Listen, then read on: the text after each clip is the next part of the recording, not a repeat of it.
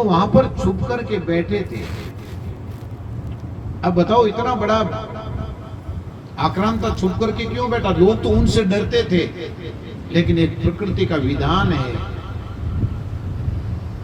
एक प्रकृति का विधान है कि बुराई चाहे कितनी ताकतवर हो, लेकिन वो हमेशा अच्छाई से डरती है। सिंह कितना बलवान है, कहां रहता है? जंगलों के अंदर में रहता है। गायें कहां रहती है? इंसानों के बीच में रहती है, बस्तियों में रहती है, घर घर घूमती है, गली गली घूमती है, खेत खेत घूमती है। बताओ ऐसे सिंह घूम सकता है क्या? अब आप कभी भी देखो, कहीं टेलीविजन पर देखो, फोनों पे देखो, आजकल तो बड़ा साधन हो गया है। जब सिंह कभी भी है तो अपने मतवाले चाल के अंदर में जंगल में रहेगा, लेकिन कहीं बस्ती के समीप आएगा तो बड़ा चौकन्ना रहता है। उसको किसका भय है? उसको अच्छाई से भय है। तो वैसे ही अब एक आक्रांता सत्संग के पास में बैठा है, बैठ करके वहां पर देखा कि यहाँ तो कोई बजाने की कोई आवाज आ रही है, कोई सत्संग की आवाज, कोई प्रवचन की आवाज आ रही है। जैसे ही उसने सुना, देखा अरे यहाँ तो बड़ी बात हो गई है, मामला तो और हो गया, क्या करना चाहिए? हमारा तो हृदय परिवर्तन हो रहा है, ये क्या हो रहा है? उन्होंने महात्मा जी की बात सुनी। अष्टादश पुराणेषु व्यासस्य वचनं द्वे परोपकाराय पुण्याय पापाय परपीडनम।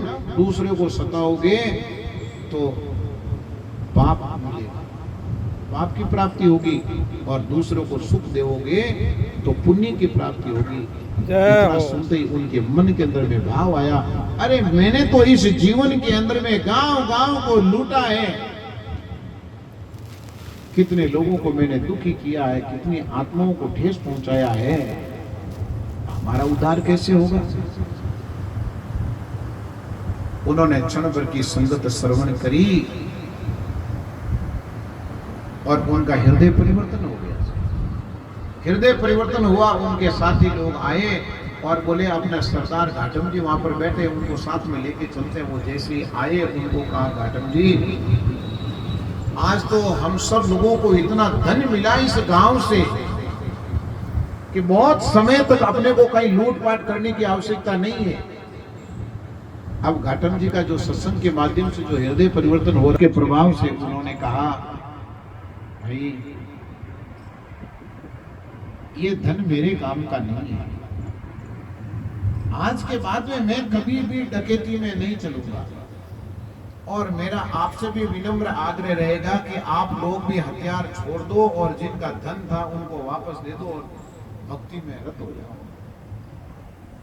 क्योंकि इसी से हमारा कल्याण होगा। हम पाप की कमाई के द्वारा हम थोड़ा दिन तक खुश जरूर रह सकते हैं, लेकिन आखिर में हमें यातना झेलनी पड़ेगी, यातना भोगनी पड़ेगी। कह रहे हो तो बावड़ो हो गयो, इनो मातो खराब हो गयो, छोड़ो छोड़ो, भागो नहीं तो अपने को कोई पकड़ लेगी, पुलिस आएगी पकड़ लेगी। वो लोग चले गए। जब सारे लोग चले गए तो घाटम जी अकेले रहे, और महात्मा जी जैसे ही अपनी कुटिया के अंदर में गए तो जाकर घाटम जी ने पांव पकड़ करके महाराज याचना करी, मेरे को कुछ दीजिए। कहा कि भाई तुम कौन है? कहा कि महाराज मैं घाटम हूं। अरे घाटम, तेरे को देने के लिए मेरे पास में कुछ नहीं, मेरे पास में कमंडल है या लंगोटी और कुछ भी नहीं है, क्योंकि तुम डाकू, तेरे को तो धन चाहिए, हमारे पास तो धन नहीं है। तब घाटम जी ने कहा, महाराज जो आपके पास में नाम नाम रूपी धन है, वो धन दूसरे के पास में नहीं है, वो धन तो हमेशा लूटने वाला है। आज हमने लूटा, कल हमसे किसी और ने लूटा, उससे कोई आगे लूटेगा। धन तो स्थिर है, लेकिन उसको अस्थिर हम लोगों ने कर रखा है।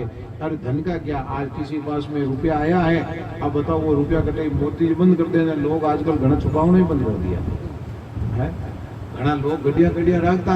मोदी जी आया, एक झटके रे मायने 1000 500 नोट बंद कर दिया। हम बताओ परिवर्तन तो हुआ ना कि? तो ये धन हमारे काम का नहीं, हमारे लिए तो एक नाम रूपी धन है, वही हमारे काम का, वही हमको दीजिए। तो महाराज संतों ने उनको बड़ा ही विवेक और वैराग्य पूर्ण सत्संग रात भर करवाई और सुबह के समय में एक दानव से वो व्यक्ति मानव बन गया। ये सत्संग का प्रभाव था। जय हो। तो आज देखो आप और हम सब लोग इस श्री सदगुरु आश्रम में परम साध्वी सती मीराबाई सा का बाप जी महाराज का जो आनंद महोत्सव है,